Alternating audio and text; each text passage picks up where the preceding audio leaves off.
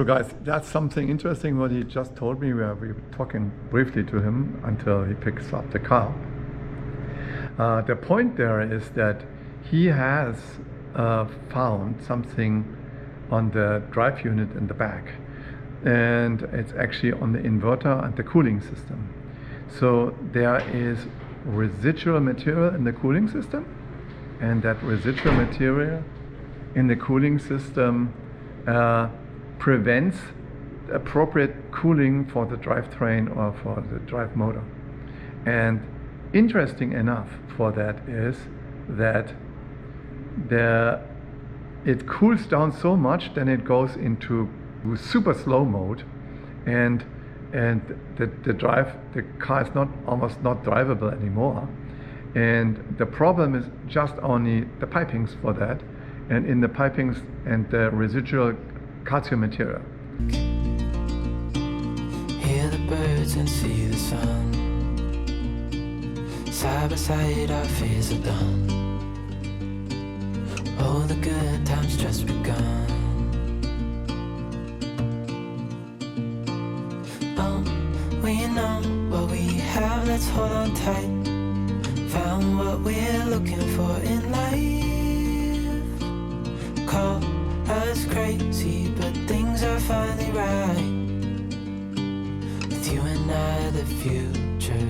Now, how does calcium material comes in the piping? Yeah, the cooling, the G48 cooling liquid there is a cooling liquid what has a portion of water in it.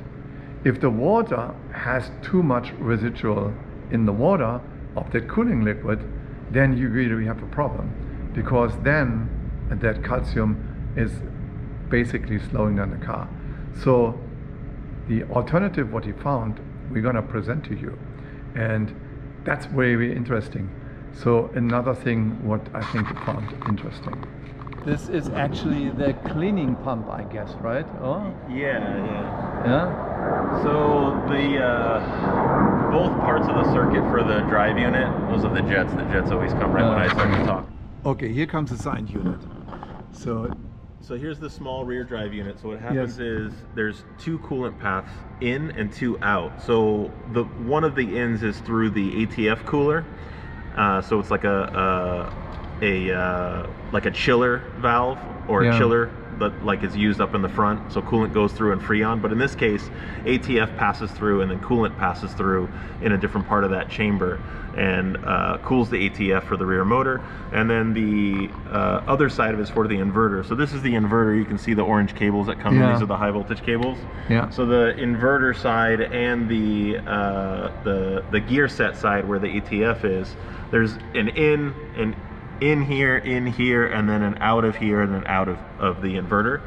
And so on this particular one, what we did is we broke the circuit down and found that the restriction was inside the drive unit or in that cooling path.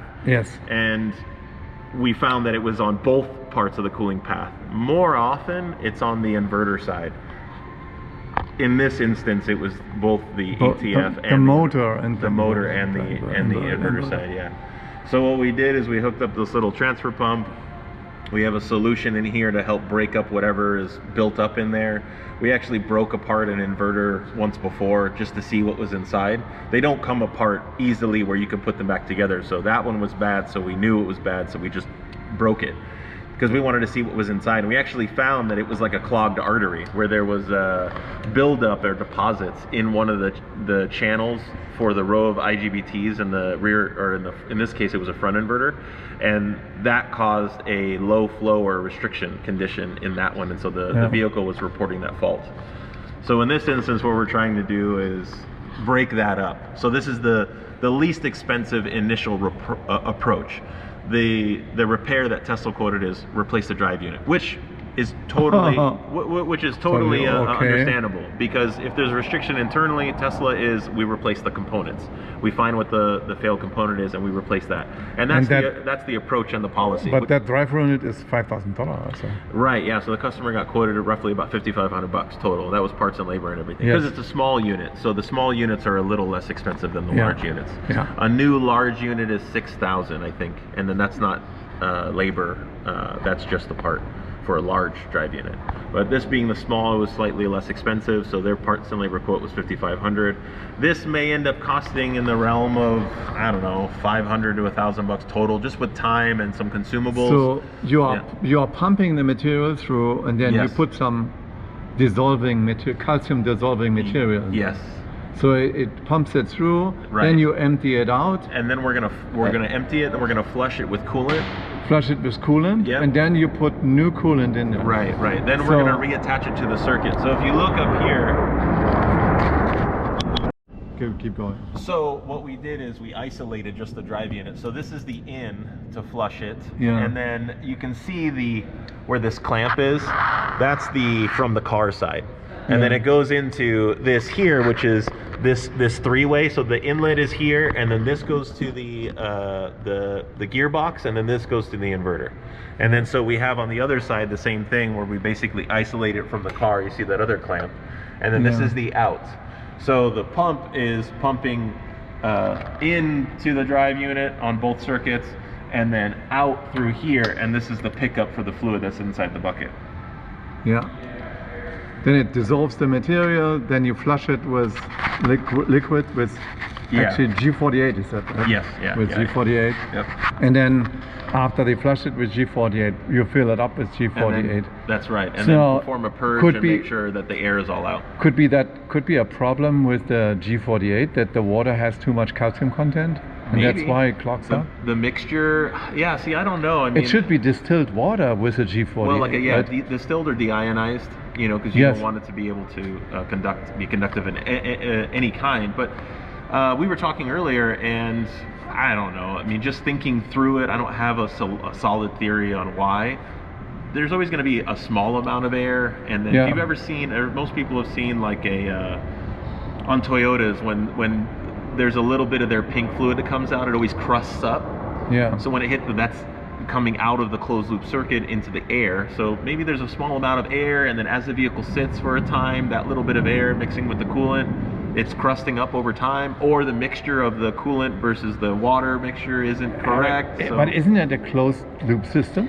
yes, and you're supposed to get, you run There- purges to get you- air out, but there's Yes. always going to be a small amount of air. I mean, you're never going to get, it's not in a complete vacuum. So there's Oh, going to be a okay. little bit of air, but as long as, most of it, the majority of it is out, a really good fill, if you use a vacuum filler, So- you can get a pretty good fill. That repair compared, this is a $55,000 to about $1,000 repair. Yeah, 5,500. 5,500, yeah. Yeah. 5,500 to So like 1,000. 500 to 1,000. Yeah. Depending on between- how bad. The nice thing Yes. is what we did is what we talked with this customer is I looped out the drive unit because the front inverter also has this condition where it can get blocked. So what I wanted to make sure of is that I wasn't just quoting one if the other one was also blocked. So I looped out the inverter minus all this, but just from this side that you saw Yeah. to that side. And then I ran a coolant purge, which opens all the valves and run it through that routine. And in doing that, I confirmed that there didn't seem to be any other restrictions anywhere else in the rest of the system. So the only restrictions seem to be here in the rear drive unit. Okay, good.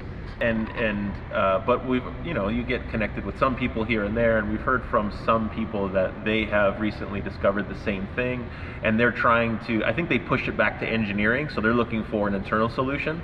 It's kind of like the coolant delete on the large rear drive unit. Tesla adopted it after many years, so now they have their own version of it, which is essentially what you can buy, anywhere. We have one here too. But anyway, so it has to go through testing and verification, right? So it has to go back through engineering, and engineering has to validate it through some testing and cycles and things like that. And so they eventually adopted that same thing. I would imagine that they are going to do something similar with this. So the guys are working with engineering, from what we've heard, to come up with some solution. But this is because we're an independent. We have this opportunity to do something like this to save a customer money, rather than just buying a brand new drive unit or a used one and going through all that extra labor. Yeah. Okay, so come around to me. Sure. So, Jonathan, you are a former employee of Tesla, right? Tesla, Rivian, Faraday, Mercedes. Oh, really? All of these? All Yeah. of these? Yeah. So you have a lot of experience then also with you worked with Rivian before. Yep. Like JJ, he worked Yeah, with Rivian. yeah, he was on, before we were as on the well. same team. You were on the same team? Yep. Okay, cool. Hey, I wish you good luck. You're doing good work. Good, cool, good. Thank you. Hey, You're welcome. go to Serenity AV. So they have more or better solutions for your pocket, for your Yeah. for your money in your pocket. So I would go to them as well, and that's what I did. I needed to try you guys, and JJ always said, hey, if I don't have time or if you want to have something quick repaired, go to Serenity. And you got my car before, but this is another story.